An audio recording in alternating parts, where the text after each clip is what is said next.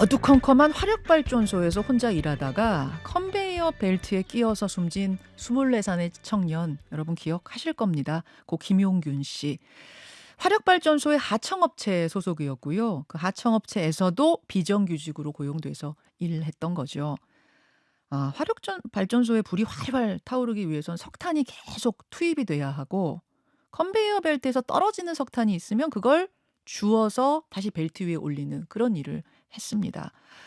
그러다가 컨베이어 벨트 속으로 빨려 들어가 버린 비극적인 죽음인데, 5년 전 이때 정말 우리 사회는 큰 충격을 받았어요. 왜 이 작업장은 이렇게 어두워야 하는가? 어떻게 이 위험한 곳에 고작 사흘 교육받고 투입이 된 거지?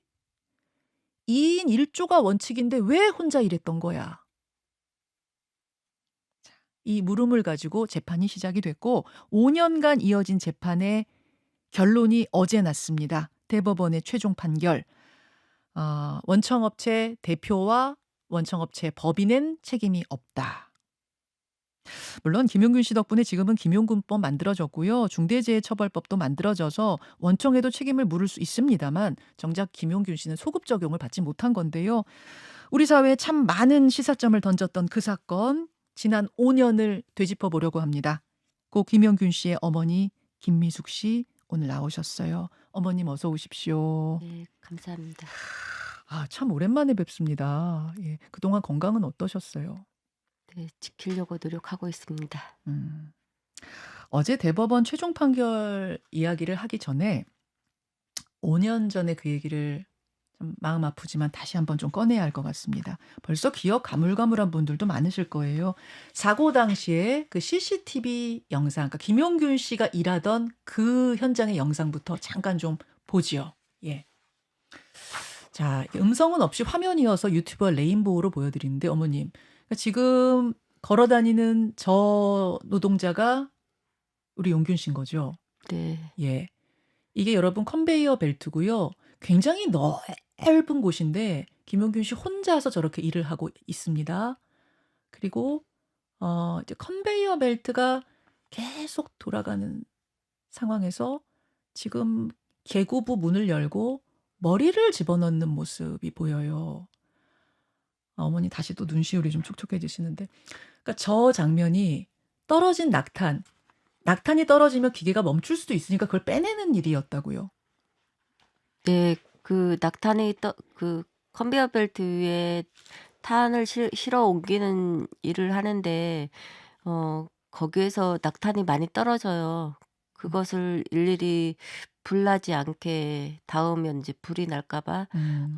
그런 작업을 하고, 또 회전체에 그 낙탄이 끼이면 또 화재 우려가 있어서 그런 것도 점검하고. 어. 네.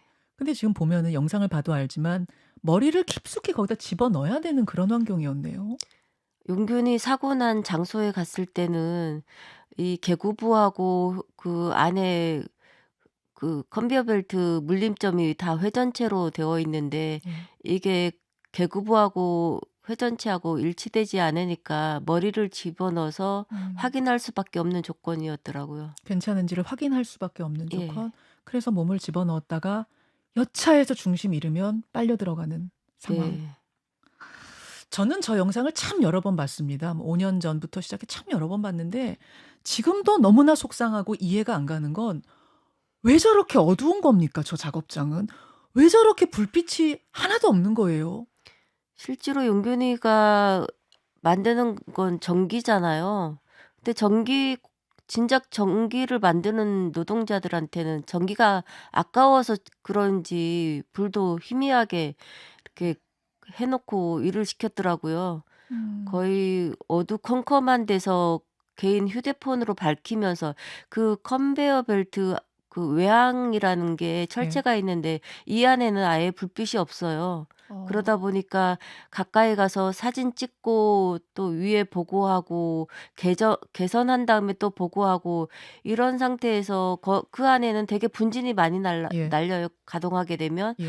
그러면 용균이가 그 집에 영상이 자기도 모르게 보내진 게 있는데 네. 계속 휴대폰을 닦아요. 너무 닦아도 분진이 예. 쌓이니까. 음. 그 그래서 가까이 가서 찍을 수밖에 없는 조건이었고, 그러다 잘못하면 인제 끼이는 거죠. 음.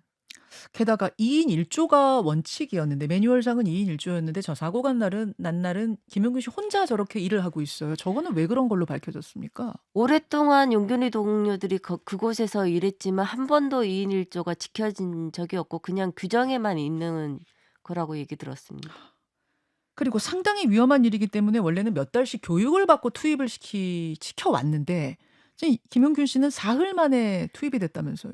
네. 인원이 부족하다고 바로 현장 투입이 됐는데, 제가 알기로는 현장마다 위험성이 다르기 때문에 필수 조건으로 안전 교육을 시켜야 되고, 예. 그리고 사업주가 일 시킬 때는 당연히 있어야 할 그 안전 커버라든지, 음. 이 2인 1 조는 한 사람이 다치면 한 사람이 구제를 해 줘야 되잖아요. 물론이죠. 근데 안 되니까, 뭐 풀코드라는 안전줄이 있는데도 불구하고 음. 이거 당겨 줄 사람이 없으면 무슨 소용이 있어요. 음. 음. 혼자 그냥 컨베이어 벨트에 물려서 목숨이 끊어질 때까지 그냥 있어야 되는 상황인 거죠. 그 당시 유품들이 공개가 됐었는데 컵라면, 뭐 물티슈, 과자 이런 게 나왔는데 시커맸어요. 다 시커맸습니다. 저거 보면서 참 그때 많이들 가슴이 먹먹했던 기억도 납니다. 그 김용균 씨 사연에 우리가 그렇게 더 많이 아파했던 건 뭐냐면 너무나 흔하게 볼 수 있는 우리 주변의 평범한 청년이었거든요. 전문대 졸업하고 꿈이 한 잔에 취직하는 거였어요. 맞죠, 어머니? 네. 예. 근데 바로 취업이 안 되니까 요새 뭐 취업 어려운 거 누구나 다 알듯이 그래서 하청업체에 먼저 들어간 거죠. 거기서 경력을 쌓아 보겠다고, '그러면 조금 더 유리해지지 않을까.' 이런 생각으로 용균이가 들어갔었어요. 예. 그 첫 출근하던 날 휴대폰으로 찍은 영상이 공개가 됐었는데 저 아직도 그 영상이 생생하거든요. 잠깐 좀 음성은 저기 아버님이 찍으신 거라고요. 네. 네. 제가 용균이한테 양복을 사 와서 용균이한테 입어 보라고 바로 그래 갖고, 보니까 키도 보통이고 '옷걸이가 좋다.' 이런 생각이 들더라고요, 옷 입혀 놓으니까. 예. 그래서 "한번 돌아 봐라." 그랬죠. 그런데 뒤에서 찍고 있는 거는 그때 몰랐었어요. 근데 저기 음성 녹음은 녹화는 안 됐어요. 그래서 인제 여러분 영상만 지금 보여 드리고 있는데 너무나 해맑은 그냥 우리 옆집에서 보는 그 청년이에요. 그런데 불과 그 하청업체 취직한 지 한 석 달 만이고 그 현장에 투입된 지 3일 만에 이런 사고를 당한 겁니다. 다시는 이런 비극이 없어야 한다고 우리의 아들 같은 일이 다시는 벌어지면 안 된다고 어머님과 동료들이 나선 게 5년 전입니다. 아 그 사이에 법도 제법 만들어지긴 했습니다. 어머니 김용균 법도 만들어지고 중대재해처벌법도 만들어지고. 근데 정작 김용균 씨는 그 법에 어떤 수혜를 받지 못한 건가요? 네. 저는 열심히 싸우면 용균이로 인해서 이 법이 만들어졌으니까 적용이 조금이라도 됐으면 좋겠다 하는 심정이 컸거든요. 음. 근데 전혀 적용되지 않고, 사실 옛날 구의역 김군, 음. 그때는 구산암법 적용해서 원청 처벌을 했었거든요. 근데 왜 용균이는 지금 대법원이나 그동안 해왔던 법원들 보면은 '왜 용균이는 처벌하지 않을까? 용균이 아. 죽인 사람들은.' 좀 아마 윤 정권의 반노동 친기업화에서 기업 봐주기식 아닌가. 어 그리고 노동자들 되게 많이 때려잡고 있잖아요. 그런 것을 봤을 때 '그런 기조가 법정에 그대로 녹여 있는 거 아닌가.' 그 생각하고 있고요. 그러니까 많은 분들이 소급 적용이 안 되기 때문에 안타깝긴 하지만 "법적으로는 어쩔 수 없었을 겁니다."라고 말씀들을 하시는데 지금 어머님 말씀은 신법 말고 구산업안전관리법을 적용받았어도 원청에 대한 처벌이 가능했다 그 말씀이세요? 네. 아 그렇습니까? 네. 구역 사건 보면은 그게 드러나 있습니다. 그 적용을 하려면 그러니까 더 할 수도 있었는데 더 적극적으로 적용하지 않았다 보시는 거예요? 네. 판사들의 관점이 피해자한테 이렇게 사람이 죽었으면 그 피해자가 왜 죽을 수밖에 없었는지를 그런 관점으로 봐야 되는데 중립적인 관점에서 보는 사람들이 대부분 판사가 그렇게 하고 있어서 아직까지 우리나라 이런 죽음들이 다 그냥 개인 음. 잘못이거나 아니면 그냥 그동안 해왔던 관례대로 그냥 가는 거 아닌가. 음. 물론 판사는 중립적으로 봐야지요. 중립적으로 봐야겠습니다만 이 경우에는 피해자의 상황이 어떠했는지에 대해 더 세심히 봤으면 그 중립의 잣대를 적용하더라도 김용균 씨에 대해서 더 강한 그러니까 김용균 씨의 가해자에 대한 더 강한 처벌이 가능했을 거다 그 말씀으로 이해하면 되겠습니까? 네네. 법원의 판결을 좀 정리해 보죠. 김용균 씨를 직접 고용했던 하청업체 대표는 처벌받았고요. 금고 1년, 집행유예 2년입니다.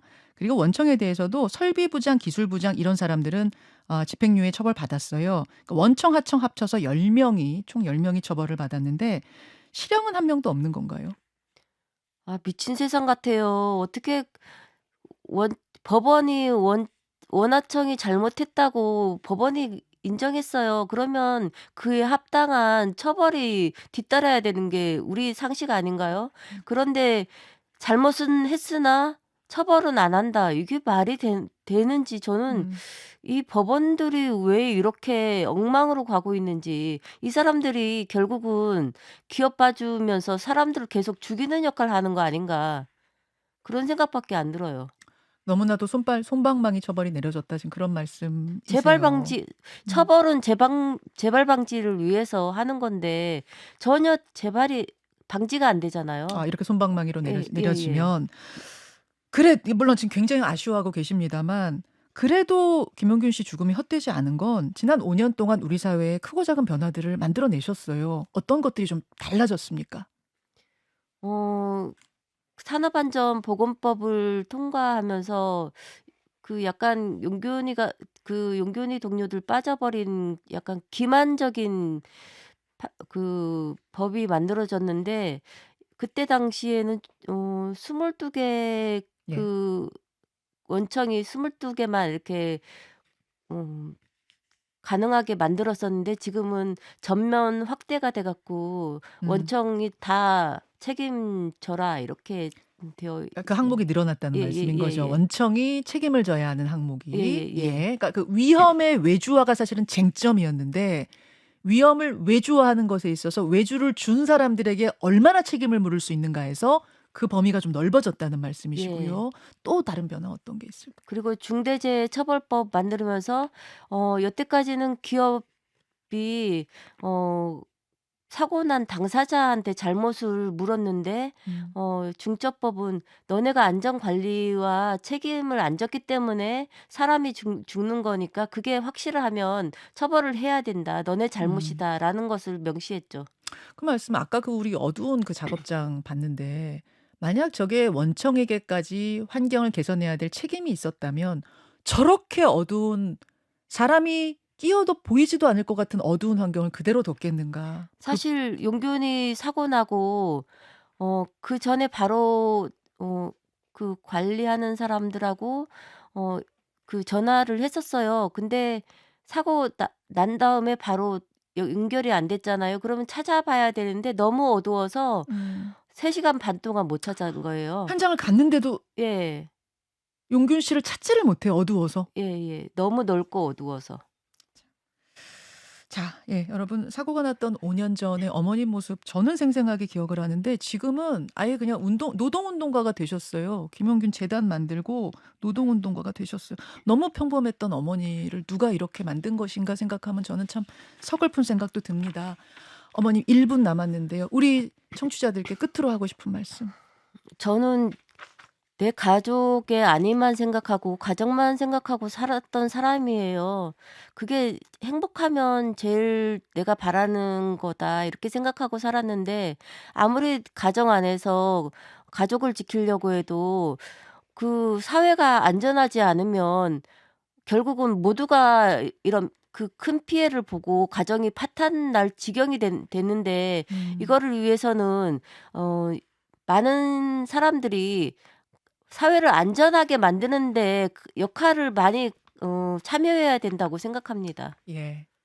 자, 여기까지 오늘 지난 5년을 짧게나마 정리해 봤습니다. 건강하시고요, 어머니. 네, 예. 감사합니다. 오늘 말씀 고맙습니다. 네, 감사합니다.